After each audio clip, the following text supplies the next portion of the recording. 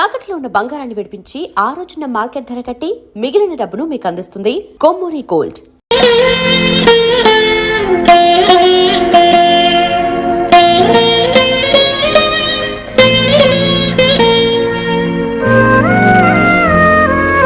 ఏమిటన్నయ్యా అన్నం తినకుండా ఏదో ఆలోచనలో ఉండిపోయావు? ఏమీ లేదని ఒక్క మాట అన్నంత మాత్రం సరిపోతుంది అనుకున్నారా? ఈ మధ్య మీరు ఏ రోజు సరిగ్గా కడుపు నిండా భోంచేశారు, కంటి నిండా నిద్రపోయారు. రాత్రి మగళ్ళు ఆలోచనతో పిచ్చివాళ్ళ తయారవుతున్నారు. దీనికి అంతటి కారణం ఆ పరసామేగా. వాణ్ణి మాట అంటేనే తప్పంటారా? నీకు మనశ్శాంతి లేకుండా చేసేవాడిని ఏమన్నా తప్పులేదు. తప్పులు చేయటమే వృత్తిగా పెట్టుకున్న మనిషి గురించి, చట్టం పట్టుకోవాలనుకునే మనిషి గురించి మీరెందుకంటే ఆలోచించడం? అలాంటి నేరస్తుని మర్చిపోవాలండి.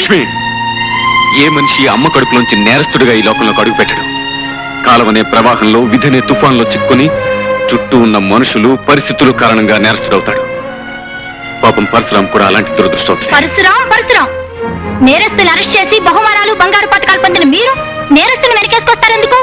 ప్రతి క్షణం అతనే తలుచుకుంటారెందుకు? లక్ష్మి, ఈ విజయ్ జీవితంలో అనుక్షణం పరశురాం పేరే తలుచుకుని తీరతాడు, తలుచుకుని తీరాలి. ప్రాణం పోయే ఆఖరి క్షణంలో కూడా ఈ విజయ్ గుండెల్లో మారుమ్రోగే పేరు పరశురామే. నాకు పుట్టుకనిచ్చింది తల్లిదండ్రులే అయినా ఈ బ్రతుకునిచ్చింది పరశురామే. నేను చదువుకునే రోజుల్లో తను చెమటోడ్చి సంపాదించిన డబ్బుతో ఫీజు కట్టి నన్ను పరీక్షలకు పంపేవాడు. ఈ రోజు సూపరింట్ ఆఫ్ పోలీస్ అయి ఆఫీసర్ అనే బ్యాడ్జ్ నేను ధరించాను, నేరస్తుడనే ముద్ర తను భరించాడు.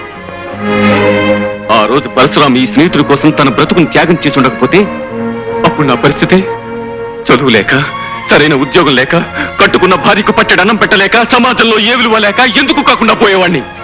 ఈ రోజు నేను చేస్తున్న ఉద్యోగం, అనుభవిస్తున్న ఐశ్వర్యం, ఉంటున్న ఇల్లు, తింటున్న తిండి అన్ని ఆ పరశురాం త్యాగానికి ఫలితం లక్ష్మి. అందుకే చేతులెత్తి ప్రార్థిస్తున్నాను, పొరపాటు కూడా నా పరశురాం గురించి ఒక్క మాట కూడా అనొద్దు ప్లీజ్.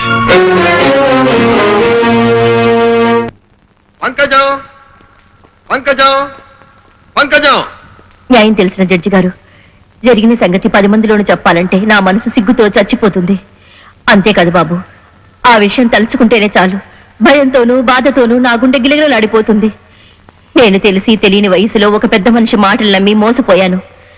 నా కర్మ ఎలా కాలినా నా చిన్నారి చెల్లెలు స్వప్న బతుకు అలా కాకూడదనుకున్నాను. నా బతుకులా దాని బతుకు అస్తవ్యస్తం అవ్వకూడదని కష్టపడి చదివించుకున్నాను. ఓ మహారాజుకిచ్చి దాని పెళ్లి చెయ్యాలనుకున్నాను. బిడ్డా పాపలతో తను కలకలలాడుతూ కాపురం చేస్తుంటే చూడాలని గంపెడాశ పెట్టుకున్నాను బాబు. అయితే దేవుడుగాను ధర్మమూర్తిగాను మాకు పరిచయమైన పరశురాం బాబు హఠాత్తుగా ఒకరోజు తప్పతాగి మా ఇంటికి వచ్చాడు. నా గురించి, నా చెల్లెల గురించి అసభ్యంగా మాట్లాడాడు. నిద్రపోయి నా చెల్లెల్ని బలవంతంగా లేవదీశాడు. మగ దిక్కులేని నేను అతనికి అడ్డుపడ్డాను, అతని కాళ్ల మీద పడ్డాను.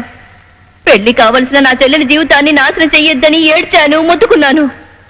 అతను రాక్షసంగా నన్ను కాలితో తన్ని గోల పెట్టే నా చెల్లెల్ని భుజాల వేసుకుని తీసుకెళ్లిపోయాడు బాబు. ఆపై జరిగిన దారుణాన్ని ఒక ఆడదానిగా ఎలా చెప్పగలను బాబు, ఎలా చెప్పగలను? ఆ రోజు బాగా చీకటి పడింది సార్. నేను నా ఫ్రెండ్స్ తో ఓ పార్టీకి వెళ్లి కారులో తిరిగి వస్తున్నాను. సరిగ్గా పంకజం ఇంటెదురుగా ఉన్న కిళ్ళీ కొట్టు దగ్గరికి వచ్చేసరికి నా కిళ్ళి వేసుకోవాలనిపించింది. కారు దిగానో లేదో ఏడుపులు పెడబబ్బులు వినిపించాయి. ఏమిటా అని తల తిప్పి చూసేసరికి ఈ పరశురాం తాగిన మైకంలో ఓ అమ్మాయిని భుజం మీద వేసుకుని కారు ఎక్కుతున్నాడు సార్. అమ్మాయితో కారు ఎక్కేస్తున్నాడు అన్నారు కానీ ఇంతకీ మీరు అమ్మాయిని గుర్తుపట్టగలరా? దీపం వెలుగులో స్పష్టంగా కనిపిస్తే ఎందుకు గుర్తుపట్టలేను సార్. ఆ అమ్మాయి ఎవరో కాదండి, పంకజం చెల్లెలు స్వప్న. నేను భయంతో ఉనికిపోతూ అరిచి అరిచి సొమ్మసిల్లిపోతున్న సమయంలో ఆ నీటి నన్ను కారులో పడేశాడు. స్పృహ వచ్చిన నన్ను తన ఇంట్లో మంచం మీద పడేసి చేతులెత్తి మొక్కినా గొంతెత్తి ఏడ్చినా వినిపించుకోకుండా నన్ను దారుణంగా రాక్షసంగా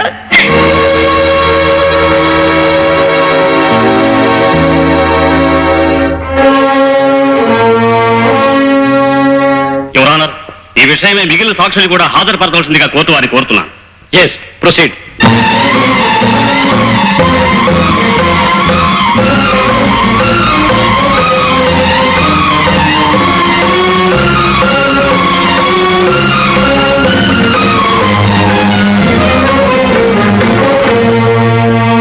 ఇప్పుడేమంటారు బాస్? కోర్టులో జరిగిన అబద్ధపు నాటకం ఇప్పటికైనా మీకు అర్థమైందా? లంచాలకు మనుషులు అమ్ముడుపోయారు, డబ్బుతో చట్టం నోరు కట్టేయబడింది, అబద్ధాలు న్యాయస్థానం శ్రద్ధగా వింటోంది. కేశవ, తప్పుడు సాక్ష్యాలకి, అబద్ధపు ఫిర్యాదులకి, అన్యాయపు ఆరోపణలకి నేనేం భయపడను. చివరికి న్యాయమే గెలుస్తుంది. ఎందుకో తెలుసా? విజయ్ నా తరఫున నిలబడతాడు కనుక అని మీరు అపోహపడుతున్నారు బాస్. ఆ కాక్షి బట్టల పెద్ద మనిషి కూడా కరెన్సీకి అమ్ముడుపోయాడు. కేశవ, అవును బాస్, మీకు ప్రాణం పెట్టే మనిషి అయితే ఆ విజయ్ మీ ప్రాణాలు రక్షించడానికి ఎందుకు ప్రయత్నించలేదు? మీ నిర్దోషం నిరూపించడానికి ఒక్క సాక్ష్యమైనా ఎందుకు సంపాదించలేదు? ఆ విషయం అడగాలైనా పెద్ద మనిషిని కలవడానికి వెళ్తే కలుసుకోకుండా పొమ్మని ఎందుకు కబురు చేశాడు? కనిపించినప్పుడు మాట్లాడబోతే సూటిగా నా కళ్ళల్లో చూడకుండా మొహాన్ని ఎందుకు చాటు చేసుకున్నాడు? బాస్, గుండెల నిండా అన్యాయం నిండున్న మనిషే కళ్ళల్లోకి చూడలేడు. తప్పు చేసిన మనిషే మొహం చాటేసి తప్పుకుంటాడు. అలాంటి మనిషికి స్నేహం అంటే విలువ ఉండదు, స్నేహితుడంటే లెక్క ఉండదు. కేశవ, నువ్వు చెప్పేది నిజమా? నీ అన్నం తిని బ్రతికే మనిషిని నీతో అబద్ధం చెప్పదు. అబద్ధం చెప్పి మాతో సహకరించినందుకు నీకు 20,000, 20,000, 20,000. స్వప్న చెప్పిన విషయాలను నిజం అని నిరూపించిన సాక్షుల సాక్ష్యాన్ని బట్టి, ఆధారాలను బట్టి, డాక్టర్ రిపోర్టు బట్టి దోషి పరశురాం స్వప్నను బలాత్కరించి పాడు చేసినట్టుగా నిర్ధారణ అయింది. ఆమె ఇష్టాయిష్టాలకు వ్యతిరేకంగా ఆమె శీలాన్ని దోచుకున్న ముద్దాయి పరశురాంకి కోర్టు వారు ఐపీసీ 376 సెక్షన్ ప్రకారం 3 సంవత్సరముల కఠిన కారాగార శిక్ష విధించడమైనది.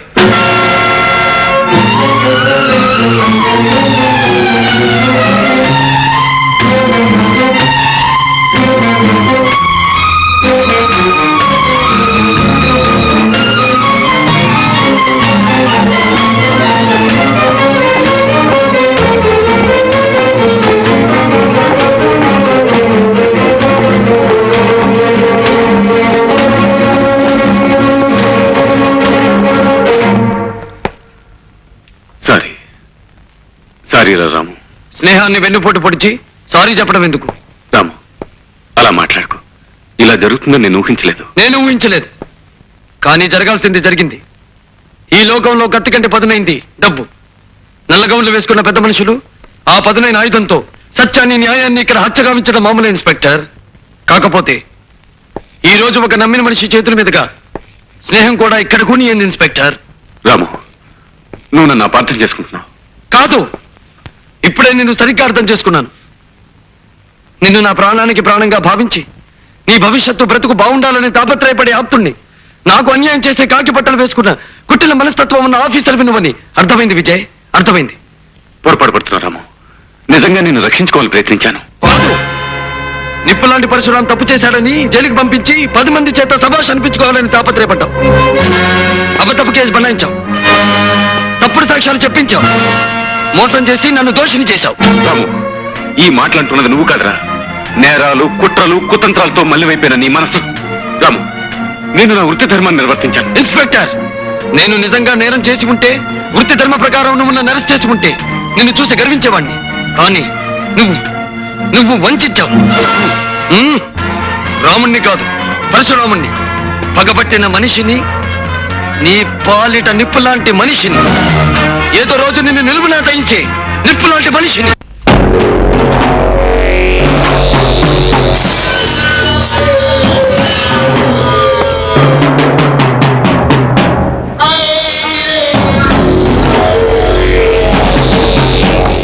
Good morning boss, welcome. ఏం కేశవ, బాగున్నావా? బాగున్నాను బాస్, పదండి వెళదాం.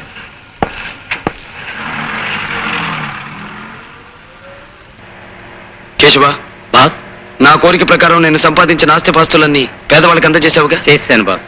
మీరు చెప్పినట్లే మీ ఇల్లు, వాకిలి సమస్తం పేదవాళ్ళకు మీ పేరును దానం చేశాను. ఇప్పుడు నాకు లక్షలతో పని లేదు కేశవ, ఉన్న లక్ష్యం ఒక్కటే. కానీ బాస్, ఇప్పుడు మీరు ఏదైనా హోటల్కి పెడదాం పద. కేశవ, ఒకప్పటి నా ఆప్తమిత్రుడు, ఆ తర్వాత నా బద్ధ శత్రువైన విజయ్ ప్రమోషన్తో ఎస్పీ పొజిషన్కి వచ్చాడు కదూ? అవును బాస్. అతని ప్రాణానికి ప్రాణంగా చూసుకునే ఒక్క చెల్లెలుండాలి. ఆమె పెళ్ళై వెళ్ళిపోయిందా? లేదు బాస్, చదువు పూర్తయింది, ప్రస్తుతం ఖాళీగానే ఉంటుంది. వేటాడవలసిన మేక పిల్లని పులి ఒక్కసారి కళ్ళారా చూడాలి. ఆ అమ్మాయిని నేను చూసి తీరాలి. చూడు మేడం, రెడ్ రోసెస్ తో కట్టి ఉన్న పెద్ద ఫ్లవర్ బొకే ఒకటి కావాలి. రేట్ ఎంతైనా పర్వాలేదు. కానీ బ్రహ్మాండంగా ఉండాలి. ఓ సారీ మేడం, అలాంటి బుకే ఒకటి ఉంటే ఇప్పుడే ఎవరో వచ్చి తీసుకువెళ్లారు. మై గాడ్, మా అన్నయ్యకి ఇష్టమని రోజా ఫ్లవర్ బుకే తీసుకెళ్దాం అనుకుంటే లేకపోవడమా? Damn it. వేరే ఎక్కడైనా దొరుకుతుందంటావా? ఈ రోజు మార్కెట్ కి రోజా పూలు వచ్చిందే తక్కువ, మీకెక్కడా దొరకవు. ఓకే, ఇప్పుడేం చేయను? ఆ బొకే ఇచ్చేయి. అదిగో అమ్మాయి, విజయ్ చెల్లెలు ఆశ.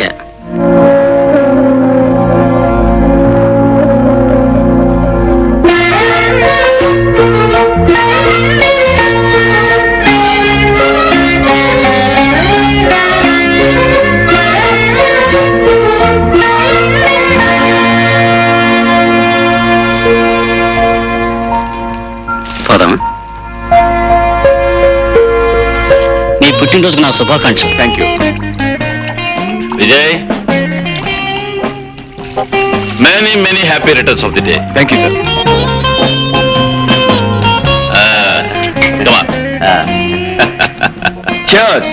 అదేంటి జడ్జి గారు, కోర్టులో ఆర్డర్ ఆర్డర్ అన్నంత ఉత్సాహంగా చేయర్స్ అనేస్తున్నారు. మన విజయ్ ఇంకా బర్త్డే కేక్ కట్ చేయలేదు. ఎక్స్క్యూజ్ మీ, నేను కేక్ కట్ చేయడం కోసం జడ్జి గారిని విస్కీ వాయిదా వేయమని ఐపీసీ అదేదో సెక్షన్ ప్రకారం అన్యాయం అవుతుంది. మీరు కానివ్వండి. Okay, cheers. లక్ష్మి, ఏంటండి ఆశ అక్కడ బజార్కి వెళ్ళింది, ఈ పాటికి వస్తూ ఉండాలి.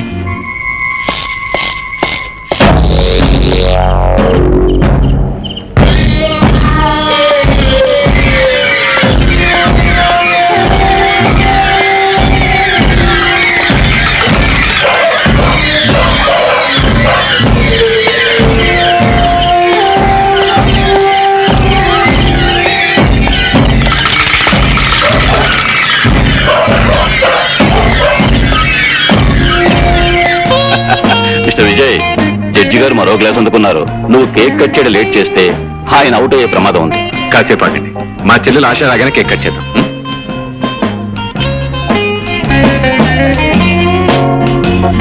హలో ఆశ. Hi uncle. ఏమిటమ్మా, ఏమిటి ఆలస్యం? బొకే కోసం వెళ్ళాను అంకుల్. అలాగా, వచ్చేసింది. అన్నయ్య, happy birthday to you. Thank you very very much. అన్నయ్య, ఒక మాట. ఏంటమ్మా అది, చెప్పు. ఫ్లవర్ షాప్ నుంచి బయటకు వచ్చినప్పటి నుంచి ఒక అతను నన్ను అనుసరించాడు. ఎవరా అతను? ఎవరా వదినా? నేను ఫ్లవర్ షాప్ నుంచి బయటికి రాగానే రోడ్లో నుంచున్న అతను నన్ను విచిత్రంగా చూశాడు. ఆ క్షణం నుంచి నన్ను వదలకుండా నా వెనకాలే రావడం మొదలు పెట్టాడు. నా కాళ్ళు చేతులు వణికిపోయాయి అనుకో. గోల్డ్ మెడల్ పొందిన పోలీస్ ఆఫీసర్ చెల్లెలు పోయింది ఎవరో వెంట పెడితే నువ్వు భయపడ్డావేంటమ్మా? నీ పిరికితనం గురించి మా డిపార్ట్మెంట్ తెలిసిననుకో, గవర్నమెంట్ నాకు రావాల్సిన గోల్డ్ మెడల్ ఆపేస్తుంది. అయ్యా, ఎవరో మీ స్నేహితుడు ఇది మీకు ఇమ్మన్నారయ్యా. బ్యూటిఫుల్, నాకు ఇష్టమైన రోజెస్ బొకే. వాక్యమంట, ఈ బుక్కే మీద పేరు లేదే. మిస్టర్ విజయ్, గతంలో కూడా నీ బర్త్డేకి ఇలాంటి బుక్కే వచ్చింది కదూ? కనకరావు, అయ్యా, ఈ బొకే నీకు ఎవరు ఇచ్చారు? ఎవరో గడ్డమైన వచ్చి ఇచ్చారండి. ఎప్పుడు ఇచ్చారు? ఇప్పుడేనండి. Excuse me.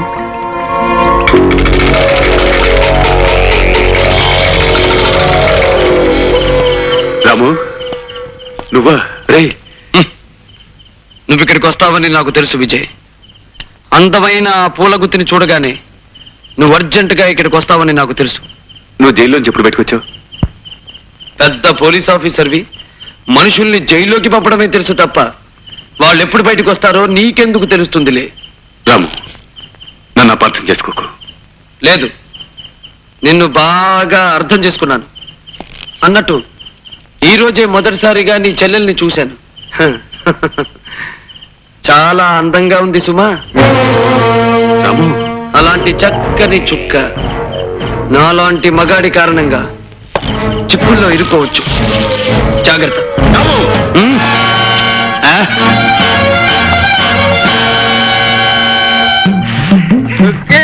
వచ్చావా మావా? ఇక దోశ చాలా ఆకలేస్తుంది. తానే ఇప్పుడే పెట్టాను, కాసేపు ఆగు. సరే, నువ్వు దోశ ఎట్టేదాకా నీతో సరసంగా ఆడుకుంటాను. ఊరుకో మావా, ఎవరిని చూస్తారు. కట్టుకోబోయేవాడు ఎవరు చూస్తే మనకేటే నా చిరక. రౌడీ పీరుగా అత్తన్న అలాగే ఉండి నా చుక్కమ్మ పక్కన చేరి దాని దోశ అప్పనంగా మింగేస్తావురా.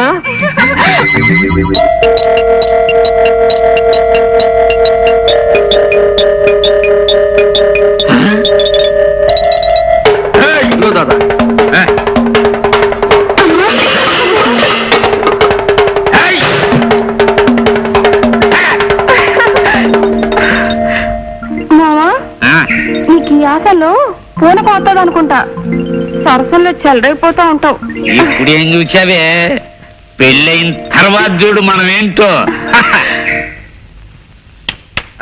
నా మామూలుది ఇప్పుడే కదా వస్తే డబ్బులు ఇచ్చాను, మళ్ళీ ఏంట్రా? మళ్ళీ రావడం ఏంట్రా? నేను వచ్చింది ఇప్పుడే కదా మామూలు తీసుకున్నాం, మళ్ళీ ఏంట్రా మామూలు?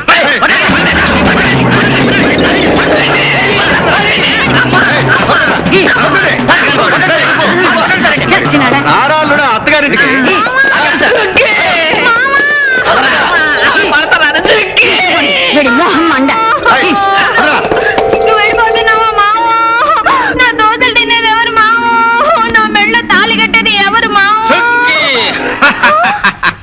వదులు మామ, వదులు వదిలే వదిలే. ఆడు నకిలి, మనము అసలు. అవునే చుక్కి, నీ దోశలు తినేది నేనే, నీకు తాళి కట్టేది నేనే.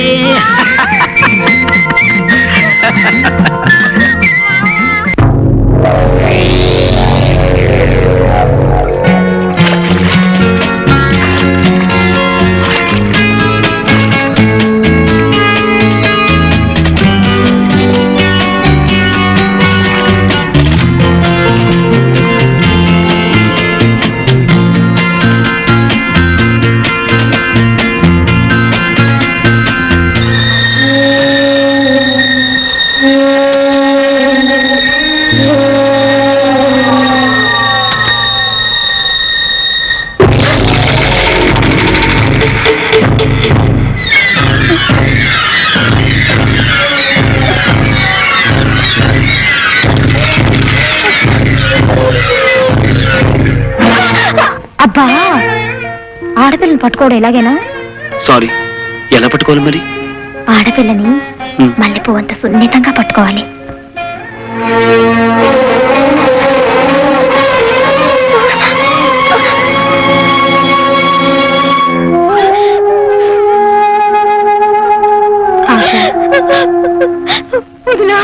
ఊరుకోమ్మా, ఏడోకు. వదినా, అతను నన్ను చంపేస్తాడు. వదినా, చంపేస్తాడు. ఎవరు నిన్నేం చేయరు. నేను మీ అన్నయ్య ఉన్నాక నీకేం భయం లేదు. ఊరుకోమ్మా. వదినా,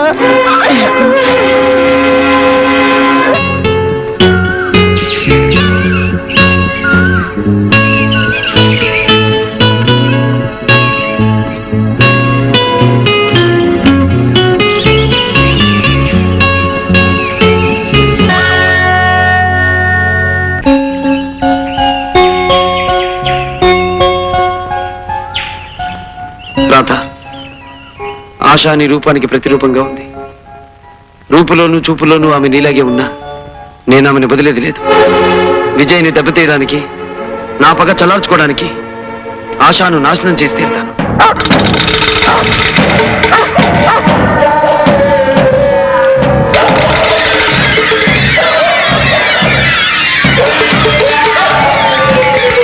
ఏమండి, ఈ రోజు నుంచి ఆశాని వేయి కళతో కాపాడుకోవాలండి. లేకపోతే వాడి ఎంతో దుర్మార్గానికైనా సిద్ధపడచ్చు. నా పంచదార చిలక, ఈ 3 ఏళ్ల పాటు నాకు కంటిన్యూస్ గా స్వర్గం చూపించేశావు. రోజుకో ముద్దుతో, పూటకో ముచ్చటతో నన్ను పిచ్చెక్కి చేసినందుకు నీ పేర ఒక డూప్లికేట్ తాజ్ మహల్ కట్టించాలనుందే. రేపే కాంట్రాక్టర్ని పిలిపిస్తాను. నిజంగానా బంగారు కొండ? నిజమేనే నా మిఠాయి ఉండా. వెయిట్ వెయిట్ వెయిట్, నేను రౌండ్ వేసుకొస్తాను, ఆ తర్వాత చూసుకుందాం.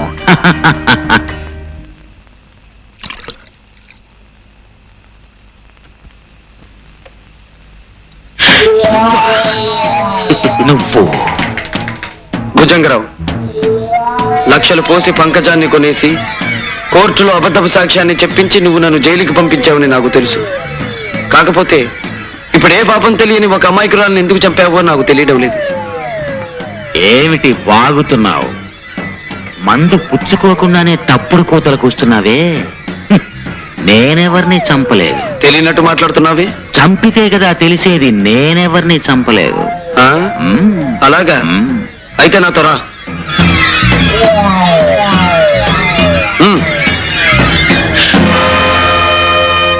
అదిగో, ఆమెను హత్య చేయలేదంటావా?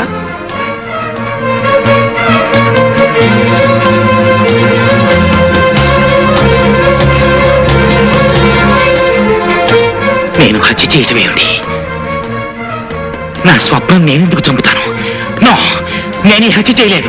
నాకేం సంబంధం లేదు. ఆ? నువ్వు చెప్పినంత మాత్రాన చట్టం కోర్టు నమ్ముతుందనుకుంటున్నావా? ఇల్లు నీది, ఈ పడగది నీది, మంచం నీది కాదంటావా? అంత మాత్రాన నేను హంతకుండా ఎందుకు అవుతాను? నువ్వు ఖరీదు కొనుక్కొచ్చిన ఆ స్వప్నం మీద నీకు ముచ్చట తీరిపోయింది. ఆమెని బ్రతుకి అడ్డు రాకూడదనుకున్నావు, అందుకే పొడిచి చంపావు.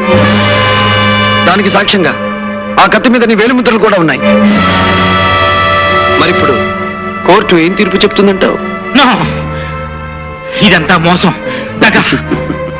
నువ్వు నన్ను అన్యాయంగా అబద్ధాలతో విషవలయంలో ఇరికించాలని చూస్తున్నావు. అవును, అది నీ దగ్గర నేర్చుకున్న విద్య. అబద్ధాలతో అన్యాయంగా నన్ను నాడు వల్ల ఇరికించి జైలు పాలు చేశావు. ఈ రోజు అదే పద్ధతిలో నువ్వు ఉరికంబం ఎక్కబోతున్నావు భుజంగరావు, ఉరికంబం ఎక్కబోతున్నావు. నో, నాకు ఉరి శిక్ష పెట్టు. నేను ఉరికంబం ఎక్కను, పారిపోతాను. చట్టం నుంచి దూరంగా పారిపోతాను. I will run away from the law. I will run away from the law.